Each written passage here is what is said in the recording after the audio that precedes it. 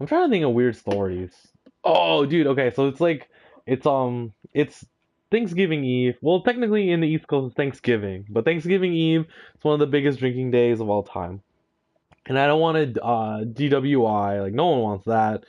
And and you don't want to like bump into like people you went to high school with at another bar. Like I'll go to like another town bar that like I didn't go to high school with, and I'll bump into people I went to high school with, and they'll be like, oh hey, how you been? I'm like, I haven't talked to you since like sophomore year in high school, and there's a reason.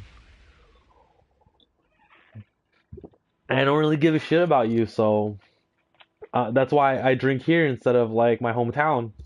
So I'll go there, and then they'll try to talk to me, and I'm like, whatever. I mean, you're a cute girl, and we did, have class together, but that's it. Like, or like, oh, dude, you were an asshole then, you're still an asshole now. Like, go fuck yourself. So, one Thanksgiving Eve, I got really drunk with my two buddies, Ryan and George.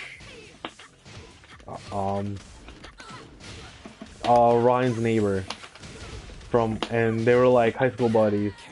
So we went out to the. We ended up we went to a house party first, the pregame, and we didn't intend on going to the bar until later, but we ended up getting a ride by these cute girls.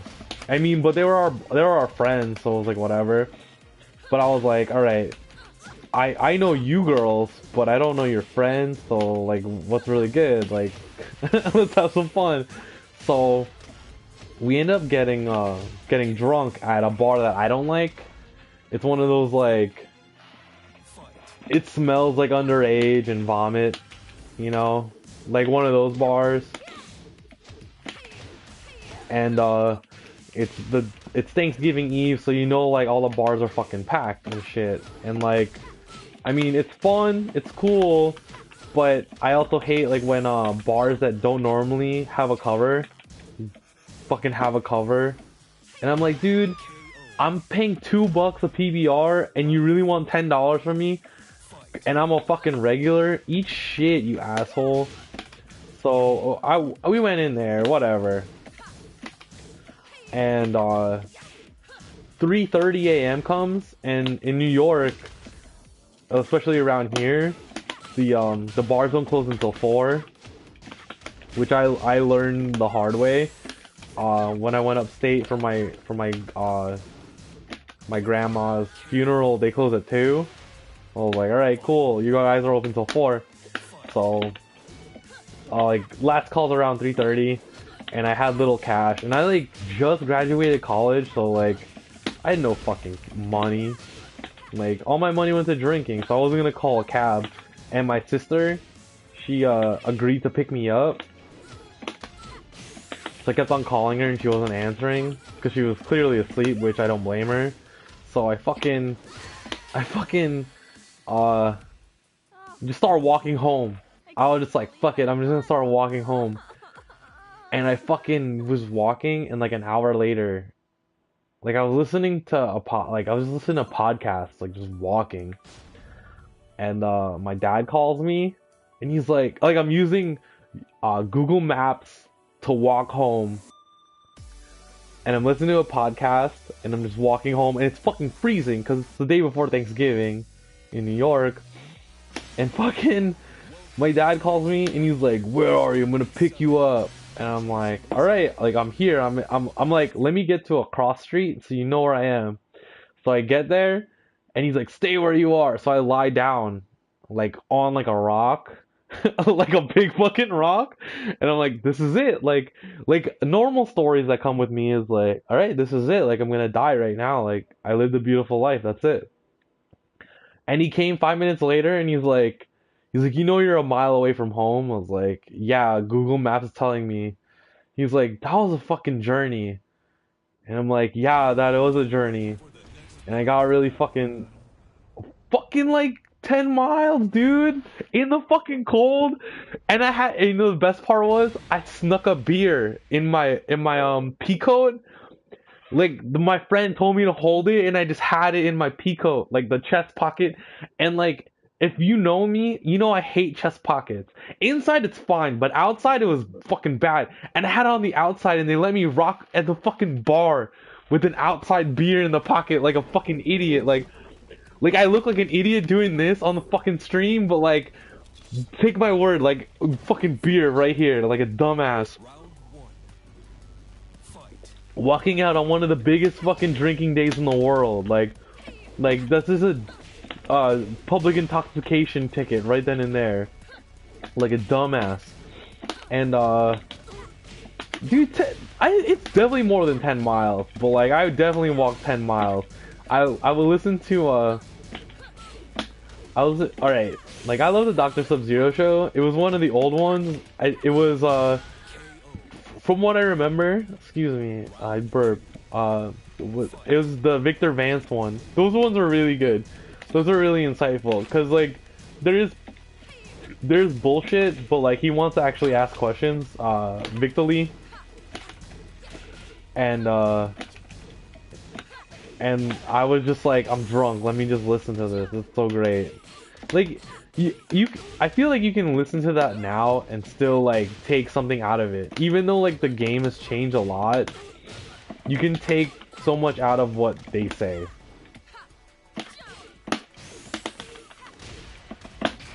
Yeah, Third Strike for sure. But like, are you fucking kidding me? That was my game.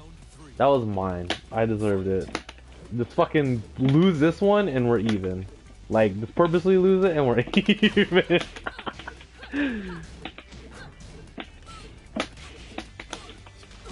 Oh my god. But yeah, I walked almost home. I did walk home one time from college, and that was like an equidistance. It was it was Halloween one year during those like really bad snowstorms, and the power was out for most of the area, but my house, like, fuck, I ate that. So like, um, where my parents live, it's the border of New York, New Jersey. I'm in the, like, where I currently live is the border of New Jersey, New York, but my school was in New Jersey, and it was during Halloween when we had those power outages. So like, the street literally had no power, but like some of the sideways had power, like the lights. So I got really drunk, and this girl I was talking to at the party, she invites me to her place. So I'm like, all right, cool, fucking winner winner chicken dinner, dude. I'm the best. And then she like falls asleep in her dorm room, and she lived in a double. And I was like, all right, like, what do you want me to do? And she came out 5 minutes later, and I'm like, all right, cool, like, that's what we're about. And fucking, she gave me a blanket and pillow, and she's like, sleep here. And I'm like, fuck that. I'm going home. Like, so I walked home, and that was a good 10 fucking miles, dude. Yeah. Oh my. Oh, if I lost, I would have just drank more beer. But yeah, dude, I walked home, and like there was trees that fell in the street. So I'm like, cops can't get me. I could just walk in the street because there's trees in the road. Like, what are they gonna do? And I talked to her the next day. She's like, I woke up, you weren't there. I was like, yeah, like I walked home. And then I went on campus the next day because I had class at like 2 o'clock, and my fucking class was canceled. So like I got like lunch with her, and then that was it. Like I never saw her again. No, man, she wasn't having it, and it's totally cool. Like that's life. You know what it is. You can be thirsty with a girl, but you just can't show it. You can't fucking like drown your face in the fucking river, you know, because that river might have bacteria water, you know. You can't, or it could be the ocean, and you get fucking sick. Like you can't do that. You gotta be a fucking gentleman when it comes to shit like that, you know. Especially now, like everyone's like a fucking pervert now, and I think like if you say that you're a pervert, it like totally erases that. Like, oh, I'm a pervert. Like, you're fine. I used to like, I drink this cider. It's called the Dirty Mayor. I was like, that's what I am, in the Dirty Mayor, the Dirty Mayor of Pervert City. And this is like another thing. Like, you know how I do like the fake interviews with